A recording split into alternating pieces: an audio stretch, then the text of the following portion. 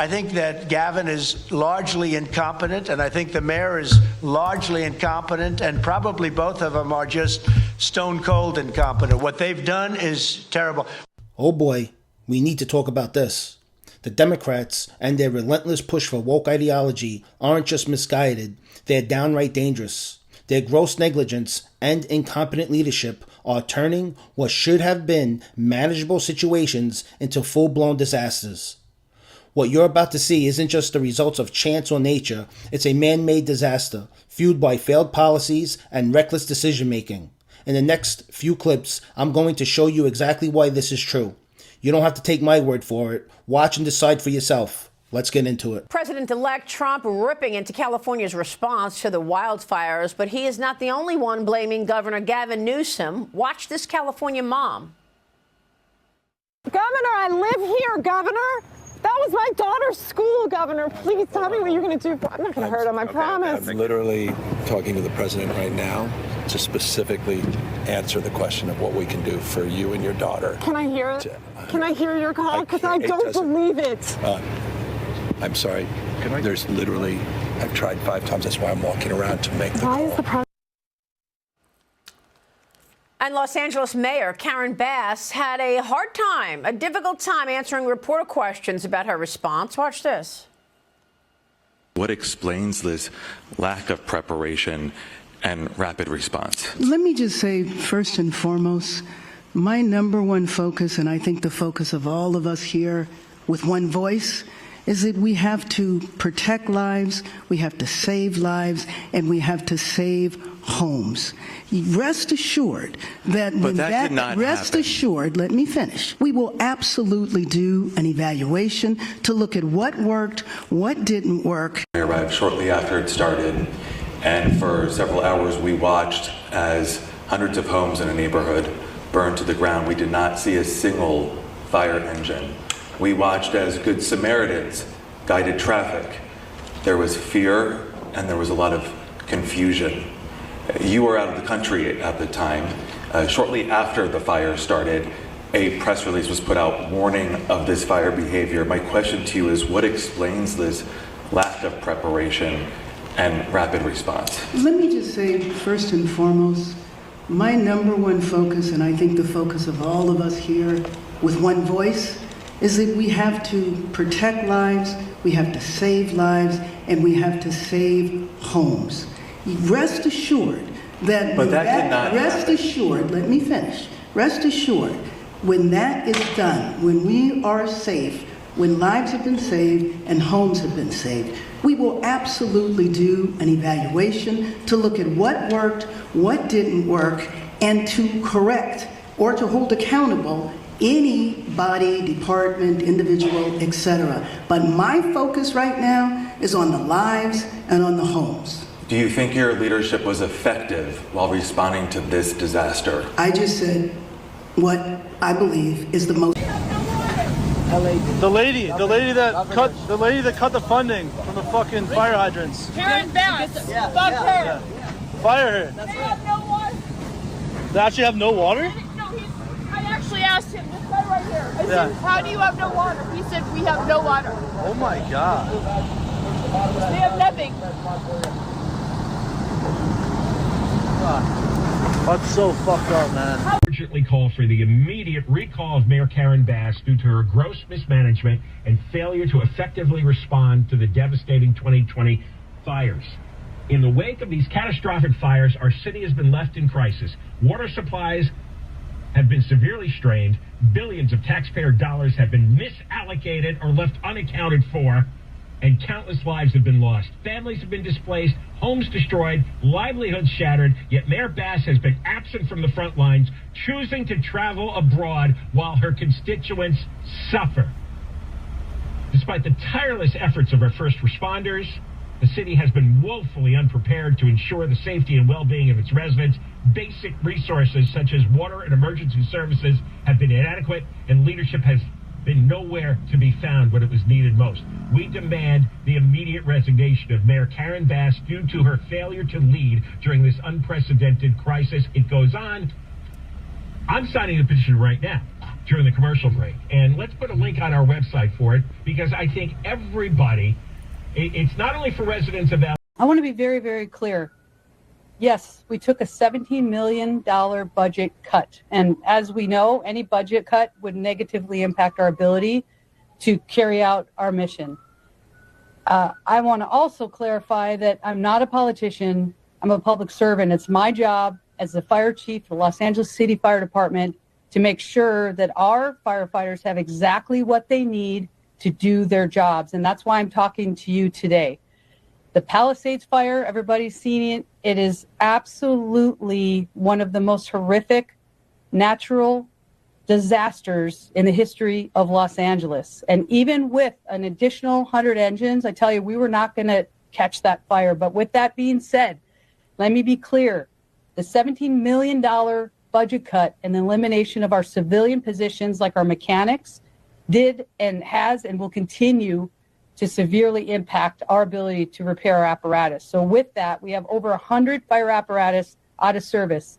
And having these apparatus in the proper amount of mechanics would have helped. And so it did absolutely negatively impact. I want to also be clear that I have, over the last 3 years, been clear that the fire department needs help. We can no longer sustain where we are. We do not have enough firefighters. As you can see, Democrats like Mayor Karen Bass are masters of manipulation. When faced with tough questions, they'll do anything to spin the narrative. They know they've screwed up, and so does everyone around them. The truth is, Karen Bass is in way over her head, and her leadership or lack of it is failing the people of California. They claim they care about the safety and well-being of Californians, but their actions tell a different story. If they truly cared, they would have been water for the fire hydrants, sufficient resources for firefighters, and proper maintenance of the brush and trees to prevent wildfires from raging out of control. But instead, they cut budgets, ignored critical infrastructure, and redirected taxpayer money to fund their woke agenda, giving free drugs to addicts and prioritizing illegal immigrants over hardworking citizens. This gross negligence has left the people of California, especially in Los Angeles, paying the ultimate price. Wake up, California. If you want to save your state, the answer is clear. You need to vote these people out of office. It's time to demand accountability and take back your future. Tonight, anger and a search for where to put it. Los Angelinos are fighting through the worst days of their lives, and they're trying to figure out who to point the finger at to explain this gut punch loss that they are wading through right now. President-elect Donald Trump is faulting the governor, Gavin Newsom. Gavin Newsom had an opportunity to have millions of gallons a week, a day, millions and millions of gallons come down from the north. And I was able to get him federal approval from that, from the Department of Commerce of all departments. I didn't realize it would go through Commerce. I would have thought environmental, but it goes through Commerce. I got all of the approvals, and he said, I don't want to sign it. I don't want the water. Number one, there is no shortage of water in the Los Angeles area. The reservoirs are at or above historical levels. The water is there. Now, we have seen high-profile issues in one part of the city, Pacific Palisades, where some hydrants were dry or did not have a lot of water. But that was not because there was not enough water in the region. That was because of technical, logistical, infrastructure issues related to the hilly, mountainous terrain and the location where water tanks have been situated. So the idea that not enough water has been sent down from the north and instead has been, protecting a little fish there, and that's why we're seeing these fires be hard to contain, simply does not bear out at all. A few moments later. What is your message to city administrators, starting with Mayor Bass? My message is the fire department needs to be properly funded. And it's not. It's not at this point, and we've got the justification. We know where our gaps in service are. We know we need 62 new fire stations. We need to double the size of our firefighters. The growth of this city since 1960 has doubled, and we have less fire stations. Let's repeat that, because those numbers are a little jarring. 20 years ago, you had more fire stations than you have now? We had 112 fire stations. Now we have 106. And since 2010, we've had an increase, doubled our call volume. time, which is firefighters responding to calls, 55% increase with 68 less firefighters. So the city funding is not keeping up with the city's needs in real time. No, and that's what our firefighters need. Okay. Now I'm going to ask you again. I'm going to continue pressing you on this. In your mind, what were you thinking when you hear all those city leaders say, it didn't affect, everything was great, it's unprecedented and la la la. And yes, the Santa Ana winds are unprecedented. We don't have them in January. We all know that. What was going through your heart? What's going through my heart is that our firefighters, the community's firefighters, LAFD firefighters need to be properly funded. We need to be supported so that they can do their jobs. And let me show you real quick. Photographer Tony Buttigieg, I'm going to ask you to pan over to that table.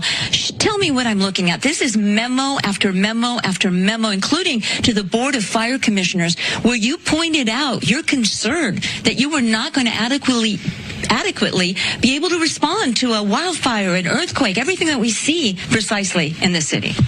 That's my job as a chief, is to take a big step back and understand where and how can we better serve the community. As a community needs more, we need to have more to make sure that our firefighters can serve them. I identified early, my team identified early, labor identified early that we have service gaps. So when you talk about sounding the alarm and asking and requesting budgets that are easily justifiable based off of the data, real data, shows what the fire department needs to serve this beautiful city and the beautiful community that we swore that we would. That's what that is about. It is the follow-up. It's showing and justifying where our gaps are, and it's raising and sounding the alarm that the fire department is underfunded, understaffed, and under-resourced. Do you believe, had your budget concerns been properly addressed in the new fiscal year, would we have seen the same outcome that we are seeing now with thousands and thousands, unprecedented numbers of structures, homes, businesses lost? Would the outcome have been different if they had listened to you? I do believe if we would have set ourselves up appropriately over the past 3 years, we would have been in a better position of what had happened here in the city where we lost homes and we lost lives. That has to be very emotional for you. This is your job, but this has to be emotional. This is more than a job to us. This is who we are. This is our duty. And when you don't have that ability and people don't listen, that's why I'm talking to you right now. The fire department needs to be funded appropriately so that I can look any community member in the eye and say, your LAFD's got your back. And right now you can't? Right now, no. And that's why I'm here. And how does that make you feel? This is the burden of command as a fire chief of the greatest department in the world that I've wholeheartedly raised my hand to say, yes, I will represent the amazing men and women of the LAFD. And when they're not getting what they need to do their jobs, it's enough. And that's why I'm here. And you have injured firefighters too, and you see those homes that have burned to the ground. There is so much loss. People are out of jobs. What goes through your heart when you see that? The community is our community. Our firefighters stand with the community. We live in the communities that burned. So if anybody says anything in regard to our firefighters not doing everything that they can to protect our neighbors, our community, I will stand up and defend every action that our members went through and are still actively fighting fire. I don't think anybody is criticizing the firefighters. I think the criticism has been lobbed maybe 80% at the city of Los Angeles and maybe 20% at the administration here. Mm-hmm. Well, again, I'm here to make sure that we are garnering the support to get our LAFD firefighters what they need to do their jobs, period. Did the city of Los Angeles fail you and your department and our city? It's my job to stand up as a chief and exactly say justifiably what the fire department needs to operate to meet the demands of the community. Did they fail you? That is our job, and I tell you, that's why I'm here. So let's get us what we need so our firefighters can do their jobs. Did they fail you? Yes. Chief Kristen Crowley, I believe the anchors wanted to ask a question back there, had some comments. We do, Gigi. If you could please ask her regarding the Times article that came out that the Santa Ynez Reservoir was closed to repairs and it was empty. 117 million gallons of water could have been used in this fight. The question is about the Santa Ynez Reservoir being empty. There's been a lot of questions about that. Sure. So my stance on this is when a firefighter comes up to a hydrant, we expect there's going to be water. We don't control the water supply. Our firefighters are there to protect lives and property and to make sure that we're properly trained and equipped. That's my position on this. So if there's no water, I don't know how the water gets to the hydrants. Please defer that to DWP or whomever controls that part. But I can tell you the resiliency of our firefighters, if there's no water, they're going to go find water. They're going to figure out a way to do the best they can with what they've got in a very dynamic situation. And I know you expressed concerns that those DWP hydrants would not be inspected thoroughly because of the budget cuts. That is something to discuss, and we're going to look into that in regard to how we can ensure there's going to be water when we need it. But in the end, I'm going to defer that to DWP and whomever else controls the supply. I can guarantee you that when our firefighters showed up on that day with what they had, they did absolutely everything they could do to rescue and to save people's lives and property. And that's the bottom line. Now let's get them what they need to do their jobs. And so let's get them water, Chief, because I was with your firefighters and they literally were watching a house burn down with pain in their eyes, not being able to do anything except pull water from a swimming pool to try to save a nearby structure that wasn't burning, and literally watching a house burn to the ground because they had no water. That's exactly right. But did they continue to work? And did they continue to do what they had to do the best they could with what they had? Yes. Chief, follow-up. Thank you very much for talking to us. We appreciate it. I believe we have a follow-up question from the studio. Question on that reservoir issue. Is the fire department aware of when these resources are depleted, just like that reservoir had no water? Was she aware of that fact, that it was under construction and there was no water there? Sandra Endo, one of our anchors, wants to know if the department is advised that the Santa Ynez Reservoir was going to be emptied. Were you aware that there was no water there? No, we weren't aware of that. They don't have to advise you? Not that I'm aware of, no. So you had no idea that there wasn't such needed resource? No, we weren't. This is absolutely incredible. You have the chief of the fire department outright saying they had no idea there was no water to fight the fires. She's admitted to sending multiple memos to the mayor warning them that the city was not equipped to handle a disaster of this magnitude, and yet nothing was done. On top of that, Californians are losing their fire insurance under Governor Newsom's leadership, and no one is taking steps to fireproof the forest to prevent these devastating wildfires. Meanwhile, 20,000 acres of land have gone up in flames, and woke media outlets like CNN are trying to spin the story, claiming it's all just technical difficulties. Let's get real. California residents are paying some of the highest taxes in the nation, and yet, when a disaster like this happens, they're left with no leadership, no water, no homes, and nowhere to turn. You can't make this up. If this doesn't wake the people of California up, if this doesn't get them to start rethinking how they vote and who they trust with their state, then I don't know what will. The so-called leaders of California are too busy chasing their selfish agendas, holding on to power, and pushing woke policies to care about the safety and well-being of the people they're supposed to protect. The state is experiencing one of the worst fires in history, and where is the mayor? Out of the country.